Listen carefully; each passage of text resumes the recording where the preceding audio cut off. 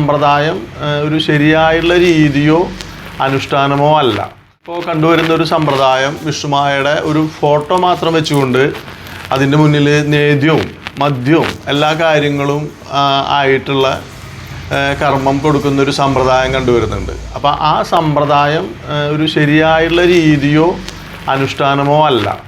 ഒന്നുകിൽ പഴയ തലമുറ ചെയ്യുന്ന മാതിരി നറുക്കിട്ട് പൂ വെച്ചിട്ടാണ് സ്വാമീനെ ആവാഹിച്ചിട്ടാണ് പൂജ കൊടുക്കേണ്ടത്. അല്ലാതെ നമ്മളൊരു ഫോട്ടോ വെച്ചു അതിൻ്റെ മുകളിൽ മദ്യം അതുപോലെ തന്നെ മറ്റ് ഇതിൻ്റേതായിട്ടുള്ള നേദ്യങ്ങളെല്ലാം സമർപ്പിച്ചുകൊണ്ട് ചെയ്താൽ അതിന് ഗുണമുണ്ടോ എന്ന് ചോദിച്ചു കഴിഞ്ഞിട്ടുണ്ടെങ്കിൽ അവരുടെ വിശ്വാസം അവർ ചെയ്യുന്നു.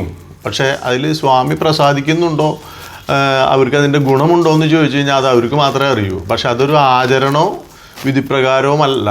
വിഗ്രഹം വെച്ചാൽ മാത്രമാണ് ഇത്രയും കാര്യങ്ങൾ ചെയ്യാനായിട്ടുള്ളൊരു വിധിയുള്ളൂ എന്നുള്ളതാണ് ഈ ചരിത്രത്തിലും പറയുന്നത്.